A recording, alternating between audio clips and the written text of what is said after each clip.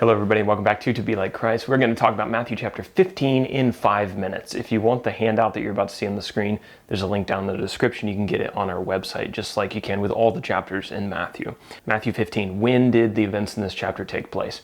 Well, this happened during Jesus' ministry on earth after he was 30 years old until his death. That would have been about 26 to 31 AD, somewhere in between there. I've got 5 main characters listed here. Of course, we have Jesus, and then we have his disciples, who were his students or his followers.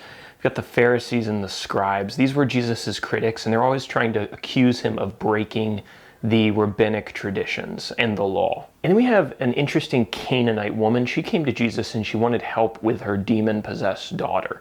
And then finally, a group of 4,000 plus people. Jesus healed a lot of them of sicknesses, and then he miraculously fed them. In terms of where the events of this chapter take place, Jesus' interactions with the Pharisees and the scribes that we're about to talk about, those probably happened around Gennesaret, which is where Jesus concluded in chapter 14. Gennesaret was a plain, it was a region, not a specific city, but it was a region on the northwest side of the Sea of Galilee, a little bit south of Capernaum. Matthew chapter 15, verse 21 tells us that Jesus met this Canaanite woman in the, quote, district of Tyre and Sidon. So that's like way up north on the Mediterranean coast. And then we're told that Jesus healed and fed the 4,000 plus people on a mountain near the Sea of Galilee, but the specific mountain isn't told to us. So now for our outline of the chapter.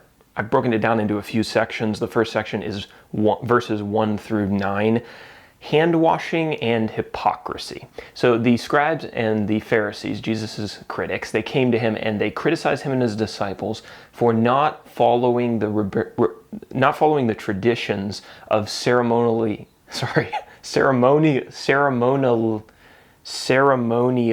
washing their hands. Jesus asked them why they kept the traditions, but they didn't keep the laws of God. And he revealed their hypocrisy in this. He cited one specific command that they skirted around with their traditions, and that was the command for children to take care of their aging parents. Jesus said that they honored God with their words, but their hearts were very far from him. The Pharisees and scribes were always worried about what defiled a person, what made them unclean. And Jesus addresses this in the next section, verses 10 through 20.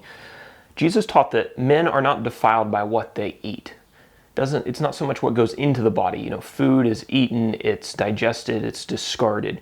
Jesus said that what flows from a person's heart, what is spoken through a person's mouth, is what reveals his or her true character. Section number 3, we're introduced to this Canaanite woman who approaches Jesus. This is verse 21 through 28.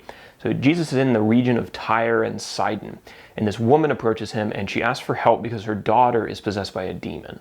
Jesus told the woman that his ministry was primarily to the Jewish people, and she was a Gentile. But after the woman asked Jesus again with great humility, Jesus granted her request.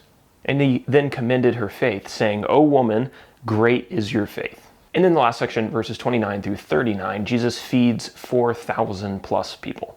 Jesus went to this mountain that was by the Sea of Galilee, and tons of people started coming up to him, and he started healing them. And in a similar story to the feeding of the 5,000 that we already talked about, here Jesus wants to feed all of these people. And so he does it miraculously with 7 loaves of bread and a few small fish. And after these 4,000 plus people had eaten, there were 7 baskets of leftovers taken up.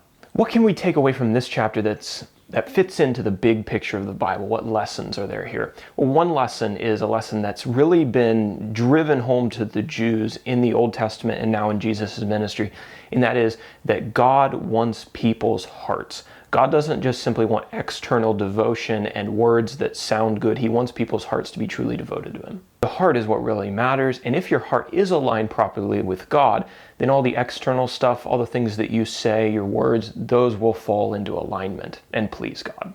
And in application, we need to be careful that we don't elevate our traditions above God's laws. If we're not careful, over the years, we can become so devoted to our traditions that we can begin to mix them up with God's instructions and God's words. And that's part of the reason that it's so important to constantly return to the scriptures.